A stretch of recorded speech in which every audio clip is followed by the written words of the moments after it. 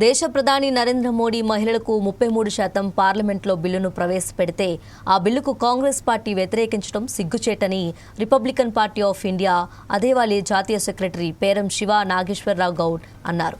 Hyderabad Indira park వద్ద నిర్వహించిన ధర్నాలో ఆయన మాట్లాడుతూ కేంద్ర ప్రభుత్వం నారీ శక్తి వందన్ బిల్లును ప్రవేశపెడితే మహిళలు ఎంతో హర్షించారు. కానీ ప్రతిపక్షాల పార్టీ నేతలు రాహుల్ గాంధీ, మల్లికార్జున్ ఖర్గే, సీఎం రేవంత్ రెడ్డి వ్యతిరేకించడంతో ఆగ్రహించారు. మహిళల అభివృద్ధిని కొన్ని రాష్ట్రాలు ఓర్వలేకపోతున్నాయని ఆవేదన వ్యక్తం చేశారు. దేశ అభివృద్ధికి మహిళలు ఎంతో కీలకమని అంబేద్కర్ అన్న మాటలను ఆయన గుర్తు చేశారు. నాడు ఇందిరాగాంధీ కాంగ్రెస్ పార్టీలో ఉండి 18 ఏళ్లు పరిపాలించలేదా అని ఆయన ప్రశ్నించారు. ఇప్పటికైనా వచ్చే అసెంబ్లీ, పార్లమెంట్ సమావేశాల్లో మహిళా బిల్లును పెట్టి దానికి మద్దతు పలకాలని, లేని పక్షంలో రాబోయే రోజుల్లో కాంగ్రెస్ పార్టీకి మనుగడ ఉండదని హెచ్చరించారు.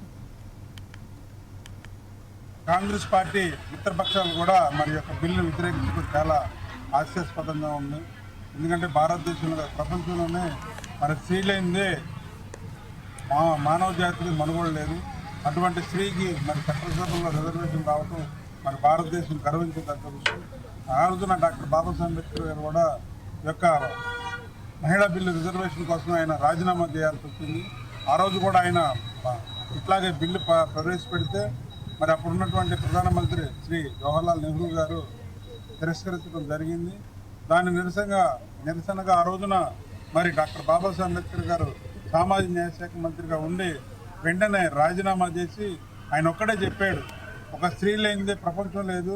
స్త్రీ అనేది ఎలాగుంటుందంటే ఒక కుమారుని కని సమాజానికి విద్యాబుద్ధులు నేర్పి ఏ విధంగా ఇస్తుందో అదేవిధంగా చట్టసభలో వీళ్ళు అడుగు పెడితే యొక్క భారతదేశాన్ని కూడా చక్కగా పరిపాలిస్తారని చెప్పడం జరిగింది.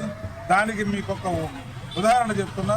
18 సంవత్సరాలు మరి భారతదేశాన్ని గడగడలాడించి ప్రపంచ దేశాలకి మరి కంటి చూపు లేకుండా చేసినటువంటి మరి ఇందిరాగాంధీ గారు మరి ఎలా పరిపాలించారో మీరు ఒక్కసారి ఆలోచించుకోండి.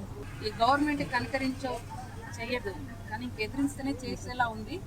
అన్ని పార్టీలు ఒకటయ్యి, బీజేపీ ఏంటి, ఏ పార్టీ అయినా పేరని ప్రత్యేకంగా చెప్పనక్కర్లేదు. ప్రతి పార్టీకి ఒక బాధ్యత ఉంది, ప్రతి మహిళకి ఒక బాధ్యత ఉంది, ప్రతి ఒక్కరికి ఒక సమస్యలు ఉన్నాయి. ఈ సమస్యల కోసమే మనం పోరాడుతున్నాము. అలాగే ఈ 32% మహిళా బిల్లు అనేది కంపల్సరీ కావాలని మాకు దీనికోసం ఇప్పుడు జస్ట్ మేము స్టార్ట్ చేశాము. కాంగ్రెస్ పార్టీ